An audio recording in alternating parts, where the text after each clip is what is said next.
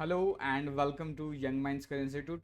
Hope all you guys are doing well. So last class में हमने discuss कर लिया था फाइलम रोटिफेरा के बारे में, जो कि सब जो पार्ट था बेसिकली किसका, सुपर फाइलम फाइलम एस्के हेलमिंथीज का।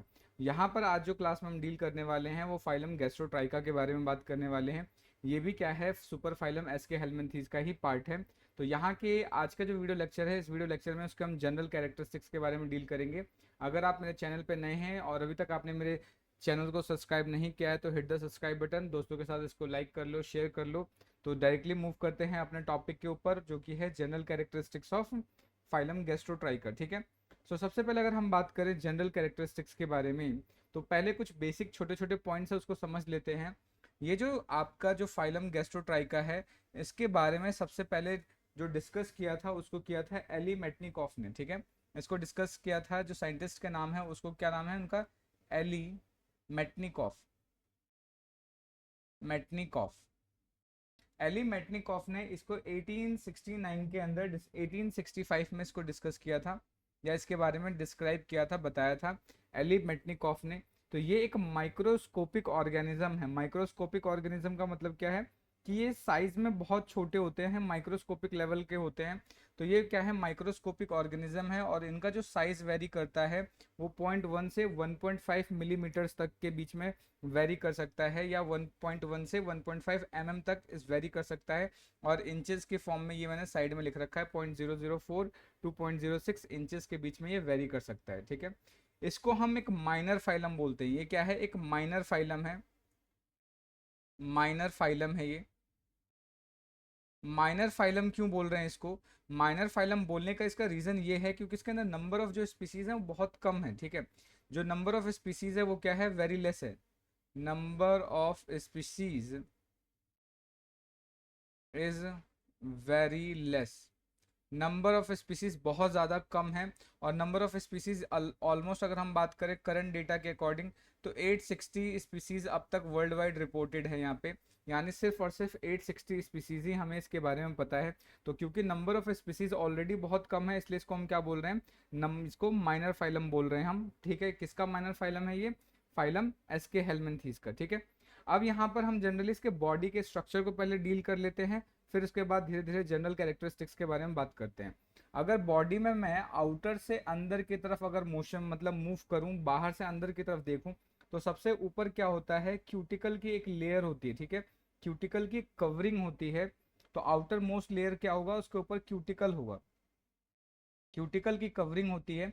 और ये जो क्यूटिकल है वो थिन क्यूटिकल्स की फॉर्म में प्रेजेंट होता है, जिसकी वजह से क्या है, ये छोटे छोटे प्लेट्स की फॉर्म में कर्व्ड हो जाते हैं। और इसी क्यूटिकल से स्पाइंस का फॉर्मेशन होता है, डॉर्सल स्पाइंस का फॉर्मेशन होता है। ठीक है। तो अगर सपोज करो कि ये मान लेते हैं, ये जो स्ट्रक्चर आप देख रहे हो, ये स्ट्रक्चर किसका है, किसी भी हम बात कर सकते हैं गैस्ट्रोट्राइका का है। तो यहाँ पर ये जो छोटे छोटे ये पैचेस आप देख रहे हो, ये पैचेस बेसिकली क्या है, यहाँ पर क्यूटिकल के स्पाइंस बने होते हैं, क्यूटिकल्स का ये फॉर्मेशन होता है। और ये क्यूटिकल क्या है, इसको प्रोटेक्शन प्रोवाइड करता है, क्योंकि ये थोड़ा सा रिजिड स्ट्रक्चर है, जिसकी वजह से ये प्रोटेक्शन में हेल्प करता है। ठीक है। तो यहाँ पर दो सरफेसेस आपको ध्यान रखने हैं, पहले जो आगे बढ़े उससे पहले हमें दो सरफेसेस के बारे में देखना है। तो बॉडी के अंदर दो सरफेसेस होते हैं। ठीक है। अगर सपोज करो मैं ह्यूमन बॉडी को ड्रॉ करता हूँ, मान लीजिए कि ये एक बॉडी है। अगर ह्यूमन की बात करें तो जो जिस साइड ये जो माउथ को फेस कर रहा होता है, जो फेस हमें दिख रहा होता है, जो फेस वाला पार्ट होता है, उस साइड को हम बोलते हैं वेंट्रल साइड। इसको क्या बोलेंगे, वेंट्रल बोलेंगे। और जो हमारा बैक वाला पीठ पीछे वाला जो होता है, जहाँ पे स्पाइन प्रेजेंट होता है, हमारा स्पाइनल कॉर्ड, ठीक है, वो वाला पार्ट क्या कहलाता है, हमारा डॉर्सल पार्ट कहलाता है। ठीक है। तो ये ध्यान रखना है। वेंट्रल क्या होगा, सबसे आगे वाला पार्ट होगा जिससे हम फेस कर रहे होते हैं, या सिंपली बोले जो माउथ वाला जो चेस्ट वाला रीजन है हमारा, वो वेंट्रल सरफेस कहलाएगा। और जो पीछे बैक वाला होगा उसको हम डॉर्सल सरफेस बोलेंगे। ठीक है। तो यहाँ पे अगर हम देखें, यहाँ पे गैस्ट्रोट्राइका के केस में, तो जो इनका डॉर्सल सरफेस होता है, ठीक है, डॉर्सल सरफेस के ऊपर क्यूटिकल्स की कवरिंग होती है, और वो जो क्यूटिकल है शॉर्ट स्पाइंस की फॉर्म में कन्वर्ट हो जाते हैं। तो जैसे अब ये देखो यहाँ पे, तो डॉर्सल सरफेस में क्या होगा, अगर हम बात करें यहाँ पे क्यूटिकल का, क्या होगा, short spines, short curved spines of cuticle. यानी डॉर्सल सरफेस पे क्या होगा, क्यूटिकल से बने हुए छोटे छोटे स्पाइंस प्रेजेंट होंगे, कांटे जैसा स्ट्रक्चर प्रेजेंट होगा। जैसे आप यहाँ पे ये देख पा रहे हो, ये इस तरीके से ये कांटे जैसा यहाँ पे ये स्ट्रक्चर है, तो ये कहाँ पे प्रेजेंट होगा, डॉर्सल सरफेस पे। वहीं अगर हम बात करते हैं वेंट्रल सरफेस पे, तो वेंट्रल सरफेस पे क्या होता है, वेंट्रल सरफेस पे छोटे छोटे structure, hair like structure present होते हैं। छोटे छोटे क्या होंगे, सीलिया प्रेजेंट होंगे। तो क्या होगा, सीलिया इज प्रेजेंट, सीलिया प्रेजेंट होता है। और ये सीलिया कैसा होगा, हेयर लाइक होता है, हेयर लाइक होता है। ठीक है, तो जनरली अगर हम यहाँ पे इसके गैस्ट्रोट्राइका को अगर थोड़ा सा नाम के ओरिजिन को समझे, तो जनरली यहाँ पे जैसे सपोज करो ये है गैस्ट्रोट्राइका। ठीक है, तो गैस्ट्रोट्राइका बेसिकली दो वर्ड से मिलके बना है, एक होता है गैस्टर, एक होता है हमारा गैस्टर, और दूसरा है ट्राइकोज। ठीक है, गैस्टर वर्ड का मतलब होता है आपका बेली या स्टमक, स्टमक, और ट्राइकोज का मतलब होता है हेयर। ठीक है, तो यानी क्या होंगे, गैस्ट्रोट्राइक्स ऐसे ऑर्गेनिज्म होते हैं जिनके स्टमक पर हेयर प्रेजेंट होते हैं, या बोल सकते हैं जिनके बेली पर हेयर लाइक स्ट्रक्चर प्रेजेंट होते हैं। और बेली कहाँ पे प्रेजेंट होगा, वेंट्रल सरफेस पे होगा। तो वेंट्रल सरफेस पे क्या होगा, बहुत सारे, यानी स्टमक के बाहर, ऐसा नहीं कि स्टमक के अंदर प्रेजेंट नहीं होगा, स्टमक क्या होगा, बॉडी के अंदर प्रेजेंट होता है, और स्टमक कहाँ प्रेजेंट होगा, वेंट्रल साइड में। तो बॉडी के बाहर वेंट्रल सरफेस पे क्या है, बहुत सारे छोटे छोटे माइन्यूट सीलिया प्रेजेंट होते हैं, वो बिल्कुल हेयर लाइक अपीयरेंस देते हैं। तो ये कहाँ पे प्रेजेंट होंगे, गैस्ट्रोट्राइक के बेली रीजन में प्रेजेंट होते हैं, इसलिए इनको क्या बोलते हैं, गैस्ट्रोट्राइका बोलते हैं। गैस्ट्रोट्राइका मतलब stomach bearing like hair like projections और सीलियम। ठीक है, तो स्टमक के ऊपर हेयर लाइक प्रोजेक्शंस होते हैं, इसलिए इनको हम क्या बोलते हैं, गैस्ट्रोट्राइका बोलते हैं। तो ये तो क्या था, इसका थोड़ा सा आउटर स्ट्रक्चर देखा। तो आउटर क्या होगा, सबसे ऊपर क्यूटिकल प्रेजेंट होगा। क्यूटिकल सिंपल से क्या होंगे, छोटे छोटे माइन्यूट स्पाइंस का फॉर्मेशन करते हैं। उसके वेंट्रल रीजन में अगर हम बात करें, तो वेंट्रल रीजन में क्या होगा, सीलिया प्रेजेंट होता है। ठीक है, सबसे ऊपर वाला अगर एंटीरियर पोर्शन की बात करें, ठीक है, एंटीरियर पोर्शन में माउथ प्रेजेंट होता है, और पोस्टीरियर पोर्शन में एनस प्रेजेंट होगा। तो यहाँ पे जो डाइजेस्टिव सिस्टम है, डाइजेस्टिव सिस्टम कैसा होगा, कंप्लीट टाइप का होगा। तो अगर हम डाइजेस्टिव सिस्टम की बात करें, तो डाइजेस्टिव सिस्टम कैसा होगा, कंप्लीट होता है। ठीक है, ये आपको याद रखना है, डाइजेस्टिव सिस्टम कैसा होगा, कंप्लीट होगा। कंप्लीट, कंप्लीट का मतलब क्या होगा कि एंटीरियर रीजन में हमें माउथ देखने को मिलता है, और पोस्टीरियर रीजन में हमें क्या देखने को मिलेगा, एनस देखने को मिलता है।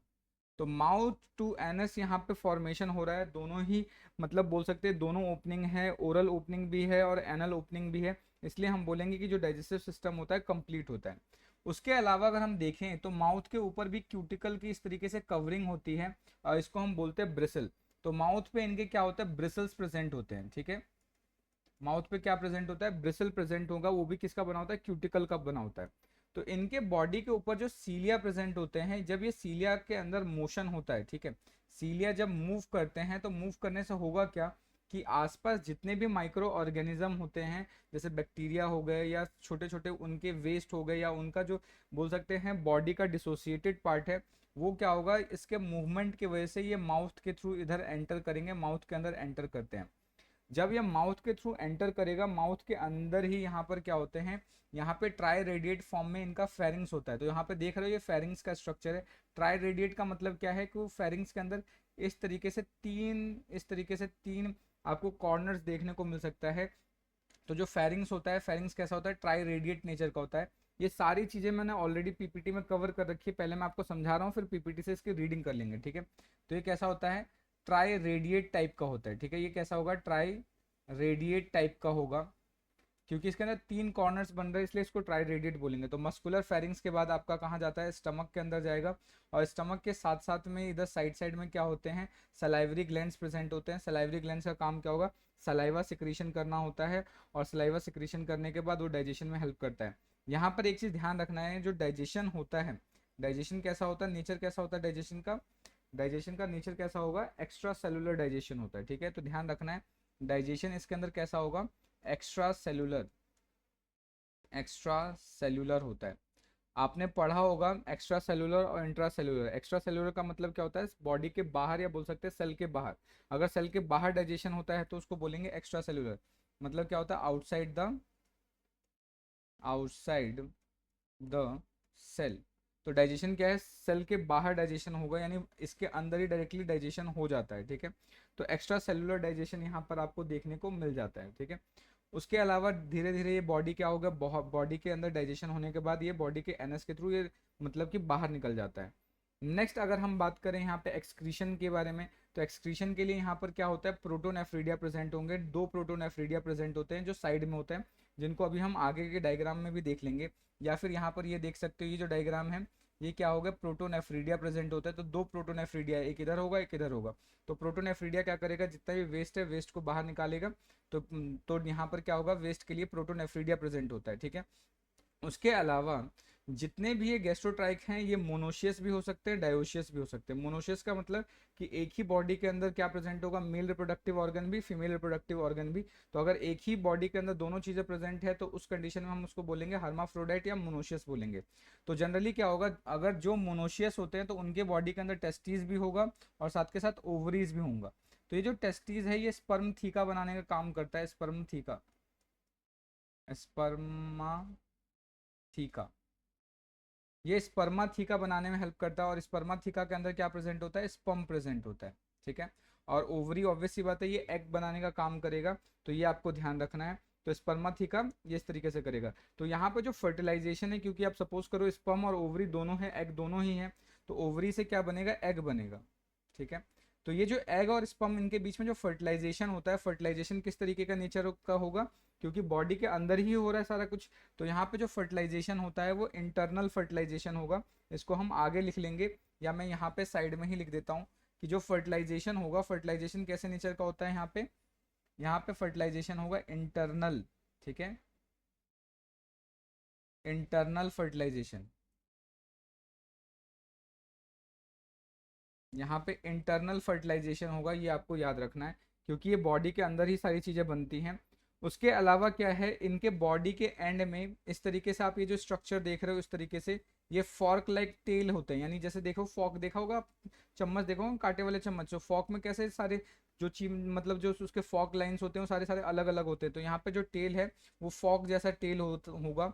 और इस फॉर्क के अंदर ही एडहेसिव ग्लैंड्स प्रेजेंट होते हैं। और ये एडहेसिव ग्लैंड का काम क्या होता है, इस फॉर्क टेल से एडहेसिव सिक्रीशंस करते हैं, और वो सिक्रीशन इनको क्या करेगा, किसी भी सबस्ट्रेटम से अटैच करवाने में हेल्प करता है। तो ये इसका बेसिक्स था। अब इसको हमने जो जितनी सारी चीज़ें पढ़ी हैं इनको एक बार पीपीटी के मदद से पढ़ लेते हैं, ठीक है। तो अगर पीपीटी की मदद से देखें तो सबसे पहला जो पॉइंट मैंने आपको यहाँ पे बताया है ये कैसा होता है, माइक्रोस्कोपिक होगा, यानी साइज बहुत छोटे होते हैं, ठीक है। मैराइन वाटर में भी मिल सकता है और साथ के साथ ये फ्रेश वाटर में भी आपको देखने को मिल सकता है, ठीक है। बॉडी के ऊपर क्यूटिकल की कवरिंग होती है, और क्यूटिकल की वजह से क्या है, शॉर्ट, अगर डॉर्सल सरफेस पे बात करते हैं तो क्यूटिकल के शॉर्ट स्पाइन देखने को मिलेंगे, जैसे आप ये देख रहे हो यहाँ पे। तो ये डॉर्सल सरफेस इसका, तो डॉर्सल सरफेस पे ये देखो यहाँ पे ये छोटे छोटे आपको क्या देखने को मिल रहे हैं, स्पाइंस देखने को मिल रहे हैं। तो डॉर्सल सरफेस पे क्या होगा, क्यूटिकल्स का बना स्पाइंस प्रेजेंट होगा, ठीक है। यहाँ पे इंपॉर्टेंटली ये ध्यान रखना है, कोरोना एब्सेंट होता है। जो अभी हमने लास्ट क्लास में जब रोटीफेरा डिस्कस करे थे, देखा था हेड रीजन में कोरोना प्रेजेंट होता है, बट यहाँ पे कोरोना एब्सेंट होगा। और जो सीलिया है वो वेंट्रल सरफेस पे प्रेजेंट होगा, और ये लोकोमोशन में हेल्प करते हैं, ध्यान रखना है। पोस्टीरियर रीजन में क्या होता है, एक फॉर्क एंड होता है, यानी ये जो स्ट्रक्चर देख रहे हो इसको हम क्या बोलते हैं, फॉर्कड एंड, फॉर्क एंड, या इसको फॉर्क टेल भी बोलते हैं। तो ये फॉर्क एंड होगा, और इसके अंदर क्या होता है, एडहेसिव ग्लैंड्स प्रेजेंट होते हैं जो कि एडहेसिव सिक्रीशंस करते हैं, जो कि अटैचमेंट में हेल्प करेंगे किसी भी सबस्ट्रेट से। तो सबस्ट्रेट से इसको हेल्प करेंगे अटैचमेंट के लिए। बॉडी के अंदर जो मसल्स होते हैं उन मसल्स के अंदर 6 पेयर लॉन्गिट्यूडनल मसल्स प्रेजेंट हो गए, यानी इनके जो बॉडी के अंदर जो मसल है वो किससे बनेगा, या जो मस्कल्चर है या बॉडी का मस्कुलर सिस्टम है वो 6 पेयर ऑफ लॉन्गिट्यूडनल मसल से मिलकर बना होगा।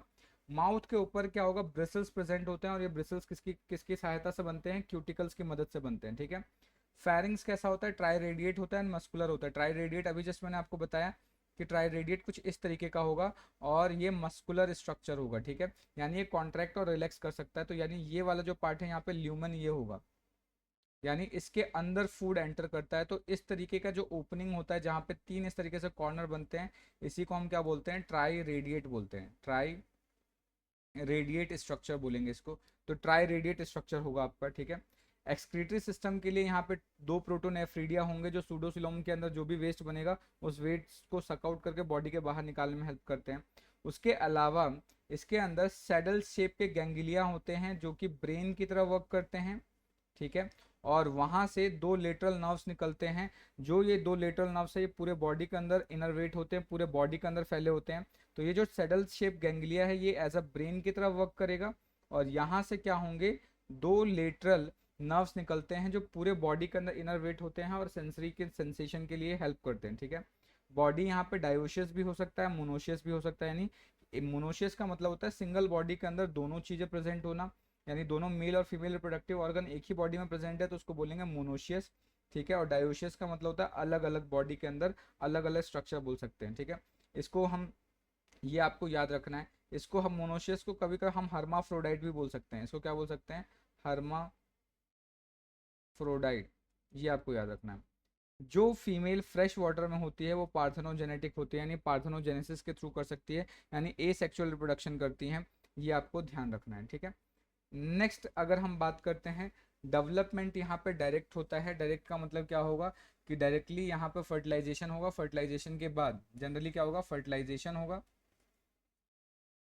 फर्टिलाइजेशन होगा, और फर्टिलाइजेशन के बाद डायरेक्टली अडल्ट का फॉर्मेशन होता है। बीच में कोई भी लार्वल स्टेजेस नहीं आते, तो यहाँ पे लार्वल स्टेजेस नहीं होते, ठीक है। और यहाँ पे यंग और अडल्ट लगभग एक जैसे ही दिखते हैं, ये आपको ध्यान रखना है, ठीक है। तो ये आपको अच्छे से समझ में आ गया होगा। एग्जाम्पल के तौर पे हम देख सकते हैं चीटोनोटस हो गया और मैक्रोडेसिस हो गया, ठीक है। ये इसके दो एग्जाम्पल हो जाएंगे। उसके अलावा क्योंकि ये माइनर ग्रुप है तो यहाँ से ज़्यादा कुछ क्वेश्चन बनते नहीं है, फिर भी मैंने इसकी क्लासिफिकेशन को यहाँ पे लिख दिया है। इस पूरे जो ये ग्रुप है, ये जो पूरा फाइलम है, उसको दो क्लासेस में डिवाइड कर सकते हैं। एक होगा चीटोनोटिडम और एक होगा मैक्रोडेसिडम, ठीक है। चीटोनोटिडम और मैक्रोडेसिडम ये क्या है, इसके दो क्लास हो सकते हैं। इसके क्या है, ये क्लास 1 है, यानी फर्स्ट क्लास हो गया चीटोनोटिडम, और दूसरा क्या होगा, माइक्रोडेसिडम, ठीक है। तो ये दो क्लासेस में इसको सिंपली डिवाइड कर सकते हैं। इसके आगे हमें फर्दर डिटेल करने की ज़रूरत नहीं है। होप ये आपको ये जो पूरा का पूरा जो वीडियो है ये अच्छे से समझ में आ गया होगा। फिर भी अगर कोई डाउट रहता है तो कमेंट करना ना भूलें।